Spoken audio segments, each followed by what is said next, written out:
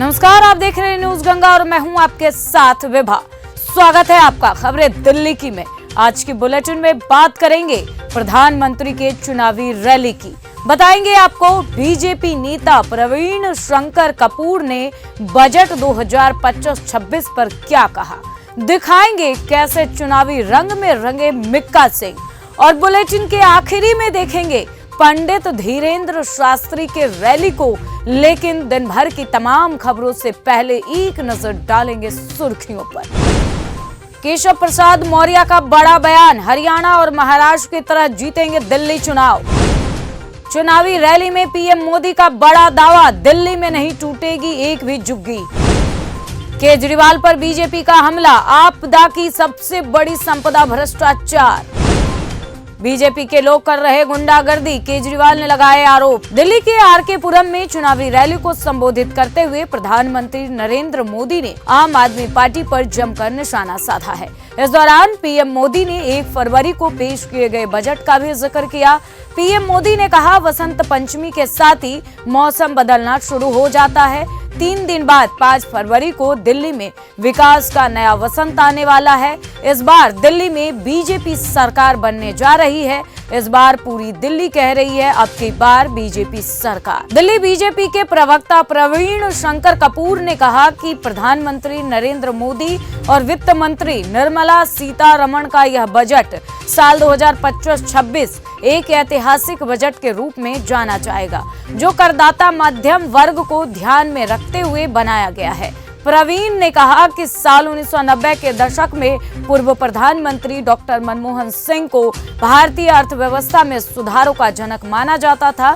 उसी तरह आज से प्रधानमंत्री नरेंद्र मोदी और वित्त मंत्री निर्मला सीतारमण को करदाता मध्यम वर्ग के लिए सुधारों के प्रतीक के रूप में याद किया जाएगा। दिल्ली में चुनाव से पहले आरोप प्रत्यारोप का सिलसिला जारी है। आम आदमी पार्टी और बीजेपी आमने सामने हैं। बीजेपी ने आप विधायक सोमनाथ भारती पर जमीन हड़पने का आरोप लगाया था।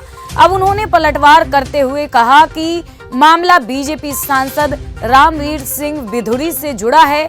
जमीन हड़पने के मामले में मेरा नाम घसीटा जा रहा है। मीठापुर गांव में जमीन पर अवैध कब्जे का विवाद था। जमीन सीनियर सिटीजन महावीर प्रसाद सिंह की थी। दिल्ली विधानसभा चुनाव के मतदान में अब महज 2 दिन का समय शेष बचा है। विधानसभा चुनाव के लिए प्रचार कल शाम 5 बजे थम जाएगा।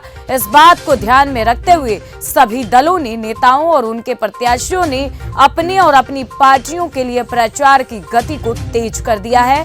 फिलहाल दिल्ली में प्रचार का दौर चरम पर है। दिल्ली कांग्रेस के अध्यक्ष और बादली से प्रत्याशी देवेंद्र यादव ने अपने चुनाव अभियान में तेजी लाते हुए बादली विधानसभा क्षेत्र में घर घर जाकर लोगों से संपर्क करने के साथ 2 पद यात्राएं और 2 जनसभाएं की, जिनमें भारी संख्या में लोग शामिल हुए। इस दौरान उन्होंने क्षेत्र के वैष्णो मंदिर में जाकर आशीर्वाद लिया और क्षेत्र के विकास और खुशहाली के लिए प्रार्थना भी की। देवेंद्र यादव ने पदयात्रा और जनसभाओं के दौरान एक तरफ सामाजिक और धार्मिक संगठनों, निवासियों के कल्याण संघों और गरीबों के प्रतिनिधियों से मुलाकात की। इस दौरान उन्होंने सभी के साथ बेरोजगारी और महंगाई जैसे मुद्दों सहित क्षेत्र की बदहाली, प्रदूषण की समस्या सहित अन्य समस्याओं का हल निकालने के लिए संस्थाओं की भागीदारी पर चर्चा की। दिल्ली में चुनाव प्रचार को अब बस 1 दिन और शेष बचे हैं। 3 फरवरी की शाम को प्रचार का शोरगुल शांत हो जाएगा। इस बीच एक बड़ी जानकारी सामने आ रही है, वह यह कि पंजाबी सिंगर मिक्का सिंह बीजेपी के लिए प्रचार करेंगे। दिलचस्प बात यह है कि उन्होंने 1 फरवरी को आप प्रत्याशी के लिए प्रचार किया था। बताया जा रहा है कि वह 3 फरवरी को मंगोलपुरी में बीजेपी के लिए प्रत्याशी राजकुमार चौहान के लिए प्रचार करेंगे और वोट मांगेंगे। यह जानकारी खुद मिक्का सिंह ने दी है। दिल्ली चुनाव से पहले आम आदमी पार्टी के राष्ट्रीय संयोजक और पूर्व मुख्यमंत्री अरविंद केजरीवाल ने बीजेपी पर बड़ा आरोप लगाया है। उन्होंने दावा किया है कि बीजेपी के लोग घर घर जाकर 3000 रुपए देने की पेशकश लोगों से कर रहे हैं। वोटिंग से पहले उंगली पर स्याही लगवाने के लिए कह रहे हैं। अरविंद केजरीवाल ने इसे बहुत बड़ा चुनावी साजिश बताते हुए जनता को सतर्क रहने की अपील की है। दिल्ली में चुनावी माहौल गर्माता जा रहा है और इसी बीच मजनू का टीला में आप की एक जनसभा में अलग ही नजारा देखने को मिला। इस जनसभा में लोकप्रिय गायक मिक्का सिंह और आप सांसद राघव चड्ढा की जोड़ी ने मंच पर समा बांध दिया।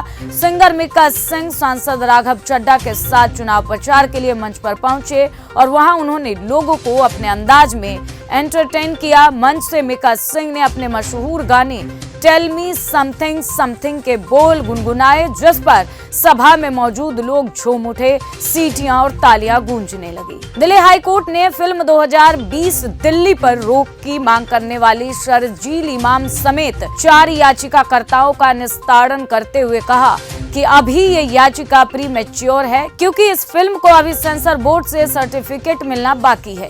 जस्टिस सचिन दत्ता की बेंच ने ये आदेश दिया। न्यायमूर्ति सचिन दत्ता की पीठ ने प्रोड्यूसर की इस दलील को भी स्वीकार कर लिया, जिसमें फिल्म निर्माता कंपनी ने कोर्ट को आश्वासन दिया था कि वो बिना सेंसर बोर्ड के सर्टिफिकेट के इंटरनेट पर भी फिल्म को रिलीज नहीं करेंगे।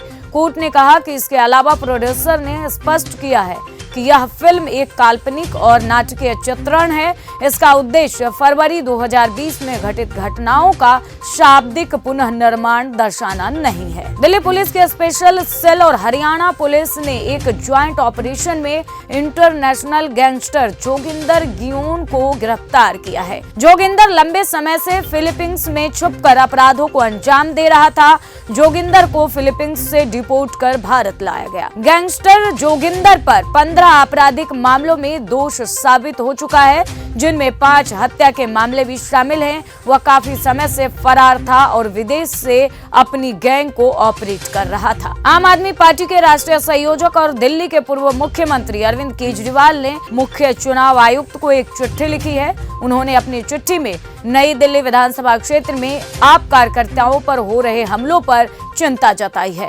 उन्होंने इस मामले में चुनाव आयोग से तत्काल हस्तक्षेप की मांग की है। दिल्ली के पूर्व सीएम अरविंद केजरीवाल ने अपने पत्र में आप कार्यकर्ताओं पर हुए कई हमलों का जिक्र किया है। उन्होंने दावा किया है कि बीजेपी कार्यकर्ता लगातार आपके कार्यकर्ताओं पर हमला कर रहे हैं। दिल्ली पुलिस भी इस पर कोई कार्रवाई नहीं कर रही है, जिससे माहौल बिगड़ता जा रहा है। दिल्ली नगर निगम में नेता प्रतिपक्ष राजा इकबाल सिंह ने विधानसभा चुनाव से पहले बड़ा दावा किया है। उन्होंने कहा कि बीजेपी की सरकार में दिल्ली नगर निगम की समस्याओं का युद्ध स्तर पर निवारण होगा। उन्होंने कहा कि प्रधानमंत्री के नेतृत्व में डबल इंजन की सरकार दिल्ली नगर निगम को आर्थिक संकट से उबारेगी। पूर्व महापौर ने कहा कि तीनों लैंडफिल साइट पर कूड़े के पहाड़ को तय समय में खत्म किया जाएगा। दिल्ली में ठप पड़े विकास के कामों को गिरफ्तार दी जाएगी। कानूनी सलाह से दिल्ली नगर निगम में अस्थायी समिति का गठन होगा। दहेज की मांग और अफेयर जैसे तमाम ऐसे कारण होते हैं जब सगाई शादी में तब्दील नहीं हो पाती है, लेकिन कई बार ऐसी घटना सामने आ जाती है जब अजीबोगरीब कारण से शादी टूट गई हो। दिल्ली में ऐसी ही एक घटना हुई है जब शादी पर बॉलीवुड के एक लोकप्रिय गाने पर नाचना दूल्हे को भारी पड़ गया। यह बात उनके होने वाले ससुर को पसंद नहीं आई और वह उसी वक्त शादी तोड़ दी। बेटी रोती रही, लेकिन पिता को इससे कोई फर्क नहीं पड़ा। टीओआई की रिपोर्ट के मुताबिक दूल्हा बारात में चोली के पीछे क्या है गाने पर डांस कर रहा था। बारात लेकर दूल्हा दिल्ली में विवाह स्थल पर पहुंचा। उसके दोस्त ने उससे डांस करने को कहा और जब यह गाना बजने लगा तो वह खुद को रोक नहीं पाया और डांस करने लगा। गेस्ट जहां उसे चीयर कर रहे थे और एंजॉय कर रहे थे, लड़की के पिता इससे नाराज हो गए। एआईएमआईएम के मुस्तफाबाद से प्रत्याशी ताहिर हुसैन ने आरोप लगाया है कि बीजेपी नहीं चाहती है कि मैं चुनाव प्रचार करूं और आम आदमी पार्टी भी चुनाव प्रचार से रोक रही है। हालांकि उन्होंने यह जरूर कहा है कि प्रशासन संवैधानिक तरीके से काम कर रहा है। ताहिर हुसैन ने कहा, सुप्रीम कोर्ट के आदेश पर जेल से यहाँ तक का समय 1 घंटे का होता है। रोज 5-10 मिनट लेट होता है। आज पहली बार टाइम पर आया हूँ। आज से पहले 9-10 बजे तक पहुँचता था, 5 बजे से पहले ले जाते थे। चुनाव प्रचार के लिए मुझे 8 घंटे भी नहीं मिलते थे। दिल्ली विधानसभा चुनाव के मद्देनजर सभी पार्टियों का प्रचार अभियान जोर शोर से जारी है। इस बीच बाबा बागेश्वर के नाम से मशहूर पंडित धीरेन्द्र कृष्ण शास्त्री नई दिल्ली विधानसभा सीट से बीजेपी प्रत्याशी प्रवेश वर्मा के चुनाव प्रचार में पहुंचे। धीरेन्द्र शास्त्री लक्ष्मीबाई नगर के गणेश उत्सव पार्क में पहुंचे। इस दौरान वहां बीजेपी उम्मीदवार प्रवेश वर्मा भी मौजूद रहे। बागेश्वर धाम के पीठाधीश्वर धीरेन्द्र शास्त्री ने कहा, प्रयागराज की धरती से लंबी यात्रा करके कन्या विवाह का निमंत्रण बांट रहे हैं।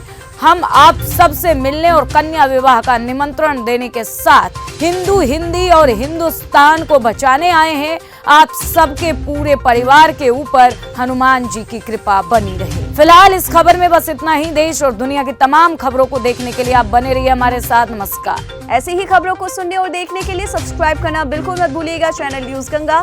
खबरें अच्छी लगी तो लाइक का बटन दबाना बिल्कुल मत भूलिएगा। कमेंट बॉक्स में टाइप भी कर सकते हैं और हाँ, शेयर करना भी बिल्कुल मत भूलिएगा।